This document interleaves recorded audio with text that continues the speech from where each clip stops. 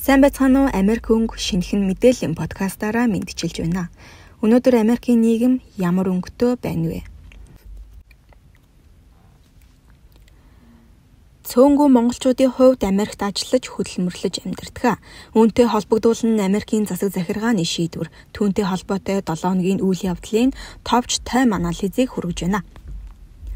Өнөөдрийн дугаартаа 2025 оны 11 сарын сүүлд Америкийн нэгдсэн улсад болсон чухал үйл явдал түүний цагаачлалд үзүүлэх нөлөө шинэ шийдвэрүүдийг хамт авч үзнэ. Хамгийн ихэнд Вашингтон DC-д болсон National Guard-ийн халдлага юу болсон талаарх мэдээллийг хуваалцъя. 2025 оны 11 сарын 26-нд Вашингтоны төвд White House-аас холгүй метроны станц орчимд 2 гишүүнтэй West Virginia National Guard-ийн дуудлагад явж байсан хамгаалалтынханд гал нийсэн хэрэг гарсан.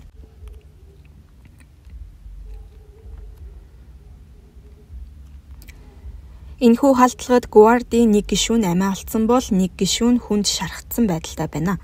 Сэжигтэн нь 29 настай 2021 онд Америкийн нэгдсэн улс руу шилжиж ирсэн Афганистан гаралтай иргэн бөгөөд өмнө нь Америкийн нэгдсэн улсын талд ажиллаж байсан туршлагатай байсан гэж мэдээлжээ.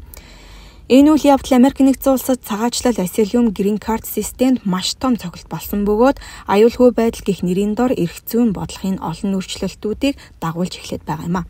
Тухайлбал Америкийн нэгдсэн улсын засаг захиргаа эрсдэлтэй гэж тодорхойлсон 19 орны иргэдийг дахин шалгах шийдвэр гаргажээ. Энэ нь үндэсний аюулгүй байдлыг хамгаалах, баримт бичгийн үнэн зөвийг баталгаажуулах, виз, нийгмийн хамгаалал, статусын хяналтыг чангатгах зорилготой юм а. Энэхүү шалгалтаар шууд Green Card-ыг нь хасахгүй, харин background check, паспорт олно, баримт бичгийн баталгаажуулалт, аяллаа мэдээлэл, зарим тохиолдолд нийгмийн сүлжээний статусыг шалгах юм. Трампын засаг захиргаа дараах үндслэлүүдийг албан мэдээлэлтэй дурдан уг 19 орны иргэдэд шалгалт явуулахаар болжээ.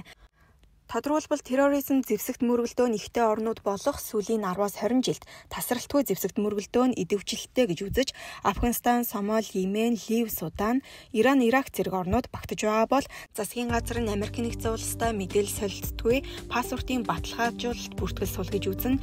Эритре, Конго, Эквадорын Гвинэ, Того, Сир, Чадрон зэрэг байгаа юм а. Мөн Америкийн нэгдсэн улстай хамтран ажилтгүй визний мэдээлэл байхгүй гэх шалтгаанаар Куб, Венесуэл, Туркменстан, Лаос багтжээ. Харин дотоод тогтворгүй байдал төрийн хяналт суул гэж үзнэ. Хайти, Бурунди зэрэг орны иргэдийн мэдээллийг хатуу хянах шийдвэр гаргасан байна. Дараагийн мэдээ хүргэе. 2025 оны 9 сарын 26-нд гадаадын иргэдэд олгодог CDL driver license-ыг төр зогсоох шийдвэрийг гаргасан. Энэ нь Refugee Asylum DACA зэрэг статустай жолооч нарт шууд хамаарч одоо байгаа эрх шинэчлэсэн эрхийг хязгаарлаад байгаа юм а. Харин зөвхөн тодорхой ажиллах эрхтэй H2B, E2, EB3 хүмүүсийн хувьд энэ хязгаарлалт нь ажиллах боломжийг нь хадгалж байна. Ажиллах виз англи хэлний шалгалтын хувьд 2025 оны 8 сараас эхлэн Америкийн нэгдсэн улсад трак жолооч хийхийг хүссэн гадаадын иргэдийн ажлын виз олголтыг төр зогсоосон. Түүнчлэн жолооч нарыг англи хэлний ур чадварын шалгалтад хамруулж, замын тэмдэг дохио зааврыг ойлгох чадвартай эсгийг шалгаж байна. Шалгалтад тэнцээгүй жолооч нарыг out of service болгож, ажиллах эрхийг нь төдөлзүүлжээ. Уг шийдвэрээс шалтгаалan цагаач иргэдийн хувьд CDL-ийг хадгалахад хүндрэлтэй болж, ажлын эрх санхүүгийн эрсдэлд орж байна. Мөн үүнтэй холбоотойгоор ажиллах хүчний дутагдал, тээврийн салбарын компаниуд гадаад жолооч олж ажилуулах боломж багасч, улмаар замын хөдөлгөөний аюулгүй байдалд нөлөөлж магадгүй гэж үзэж байна.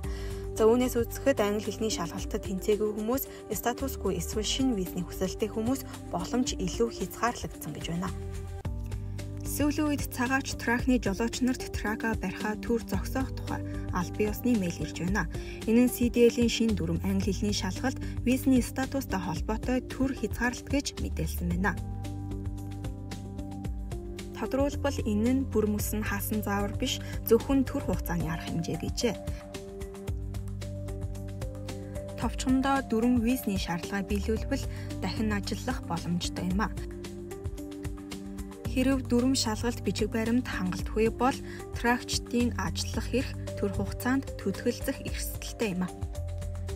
Ийхүү Америкийн нэгдсэн улсад өнгөрсөн 7 хоногт болж өнгөрсөн үйл явдалтай холбоотой мэдээллүүдийг та бүхэнд товчлон хүргэлээ.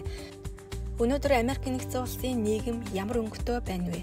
Мэдээний төгсгөл та бүхэн дүгнэлтээ комент хэсэгт үлдээгээрэй. Дараагийн 7 хоногт шинэхэн мэдээллээрээ уулзцгаая. Түр баяртай.